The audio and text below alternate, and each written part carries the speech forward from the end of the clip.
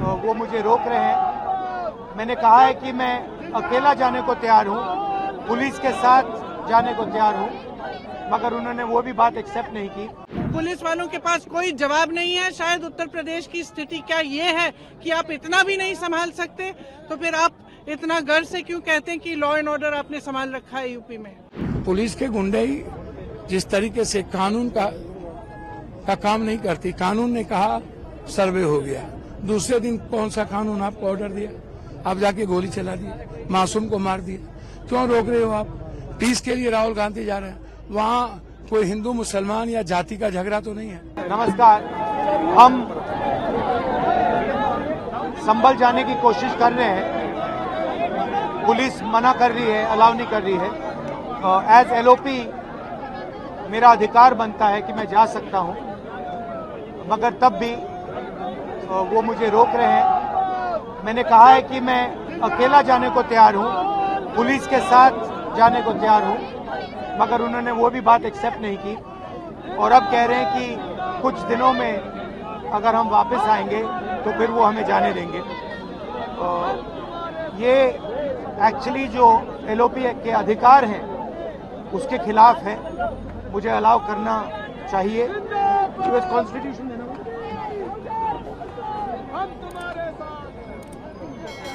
ये कॉन्स्टिट्यूशन के खिलाफ है।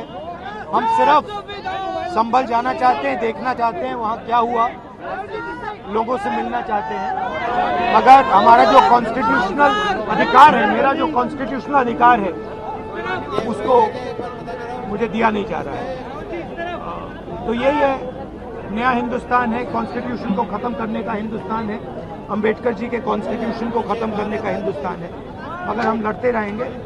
धन्यवाद। देखिए, जो संभल में हुआ है वो गलत है। राहुल जी नेता प्रतिपक्ष हैं, उनके संवैधानिक अधिकार होते हैं, वो बाकी लोगों से अलग होते हैं, उनको रोका नहीं जा सकता इस तरह से। उनका संवैधानिक पद है, संवैधानिक अधिकार है कि उनको अलाउ किया जाए कि वो पीड़ितों से मिलने जाएं। उन्होंने ये भी कहा कि मैं अकेला चले जाऊंगा, यूपी की पुलिस के साथ मैं अकेला चले जाऊंगा, मुझे अकेला ले जाइए। वो भी करने के लिए तैयार नहीं है।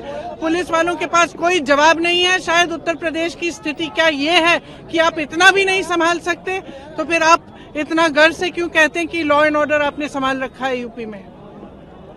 तो नेता प्रतिपक्ष है, उनका संवैधानिक अधिकार है, उनको मिलना चाहिए, उनको इजाजत देनी चाहिए थी जाने की। ये दो व्यक्ति का झगड़ा है, मलजुद है, हम बड़ा तो तुम बड़ा। सम्राट कौन? सत्ता के खेल में, सहमात के खेल में शतरंज का सरदार कौन बनेगा? तो ये जोगी मोदी जी के झगड़े में इंसानियत क्यों पिछाए?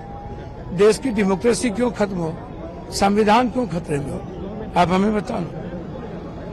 और एक आवाज है जो पीस ढूंढ रहा है, एक आवाज है। आप कभी लाठी गोली नेल्सन मंडेला को रोक पाए, गांधी को रोक पाए? आप राहुल गांधी को रोक पाओगे? शरीर को रोक पाओगे? आवाज को रोक पाओगे?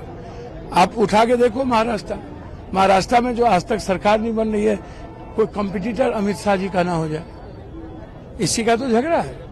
और उत्तर प्रदेश में झगड़ा है, जोगी बड़ा है, मोदी नहीं। अगला पीएम कौन होगा? जोगी होंगे कि अमित शाह होंगे? और उसमें पुलिस के गुंडे ही जिस तरीके से कानून का काम नहीं करती, कानून ने कहा सर्वे हो गया, दूसरे दिन कौन सा कानून आपको ऑर्डर दिया, आप जाके गोली चला दी, मासूम को मार दिया। क्यों रोक रहे हो आप? पीस के लिए राहुल गांधी जा रहे हैं, वहाँ कोई हिंदू मुसलमान या जाति का झगड़ा तो नहीं है, वहाँ पुलिस का आतंक है। तो पुलिस के आतंक के आवाज के खिलाफ राहुल गांधी जी हैं, प्रियंका जी हैं, तो आप राहुल और प्रियंका की आवाज को नहीं रोक सकते। देश राहुल और प्रियंका के साथ है, देश इंसानियत को बचाने के लिए आवाज दे रही है, देश संविधान और डेमोक्रेसी को सेव करने के लिए आवाज दे रही है। जी, यहाँ तक आप बैरिकेड तक भी गए, उसके बाद वापस आए, इन्होंने जाने नहीं दिया है। देखिए, आप इससे क्या उम्मीद करोगे? रोपिएगा बबूल, खाइएगा खजूर, इनसे क्या उम्मीद करोगे? इनसे गोली लाठी के अलावे, नफरत के अलावे, देश तोड़ने के अलावे, गृह युद्ध के अलावे इनसे और कोई उम्मीद कर सकते हो? आप हमें बताओ ना। इनसे आप कुछ भी उम्मीद नहीं कर सकते, आप बेफिक्र।